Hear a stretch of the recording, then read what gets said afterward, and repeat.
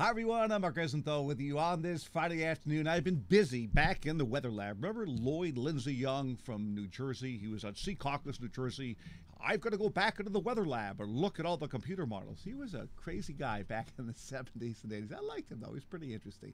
Anyway, I see maybe an end to this pattern, but not for the next couple of weeks, folks. And then we just could burst into spring here by, early to mid-April. Probably after the 15th of April. I think real spring is going to come to Boston. That'll be nice. That means storm track's going to shift to the southwestern portion of the country. Going to get some rain in California, and I think we're going to get some spring in New England. But we've got a little situation coming up for the weekend where there's going to be an offshore storm, and there's going to be some snow. How much snow are we going for? I don't know. What does the weather guy do when he doesn't know? This is what he does.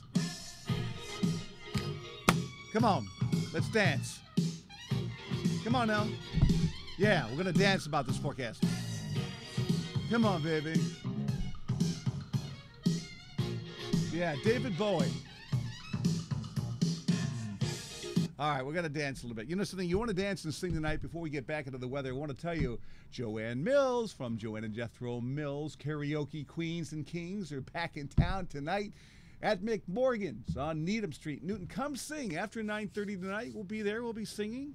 Joanne is a lovely hostess, and we're going to have all kinds of fun. All right, enough of this. Let's get into the weather headline and talk about the fact it's a cold and gray Friday out there. A few spritzes of rain. Temperatures are running now in the lower 40s. But as we said, it's a tricky forecast for tomorrow. There's going to be an offshore storm, and I think we're going to get some snow. We'll have some more problems next week as well. All right, let's get into this and show you what's happening in terms of the latest satellite loop. You can see the jet stream winds blowing down like this, a big trough of low pressure. Here's a shot of energy, which is going to come to the east coast to ignite an ocean storm for us, and therein lies the rub. Now, we look at radar, and radar shows that there's still an old band of rain. The cold front that came through last night with all the heavy rain is offshore, but there still is this band of rain, which is going to start to build and come back towards us, probably as some rain or snow showers tonight, then maybe turning into a steadier snow tomorrow. Now, this is interesting. I want to show you this. This is a national temperature structure as of early on this Friday afternoon. Notice a shot of cold air coming down from Canada. It's diving down with the jet stream, and notice the 80-degree isotherm getting very close to the South Carolina coast.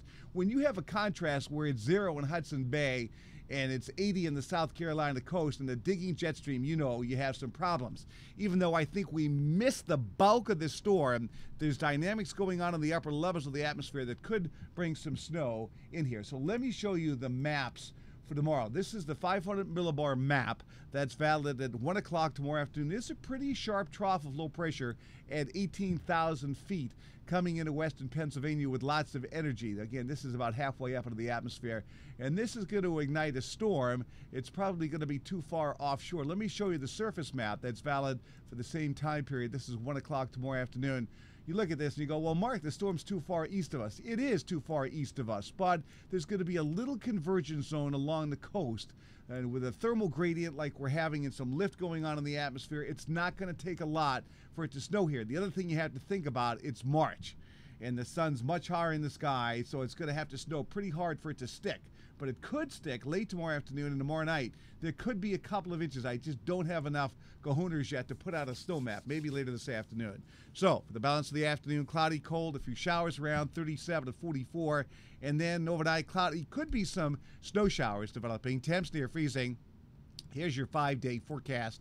For tomorrow, it's cloudy and cold. I think there's going to be a period of snow in Boston, and it could be steady enough to pile up a dusting to an inch or two.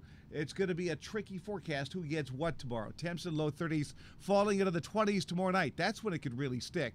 And by Sunday, it's gone. Partly sunny. The strong March sun comes out. It's 45. The air mass above is still fairly cold. And on Monday, a cold front's approaching with southwest winds. It's in the 40s. Could be a few showers. Snow in the mountains could pile up a couple of inches. How about the ski season?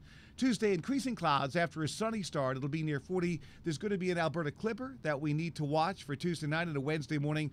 Could lay down another swath of snow Tuesday night and a Wednesday morning. It's a little bit tricky. The European model from last night, I just didn't have time to put on the snowfall map, but they're going bonkers on that storm.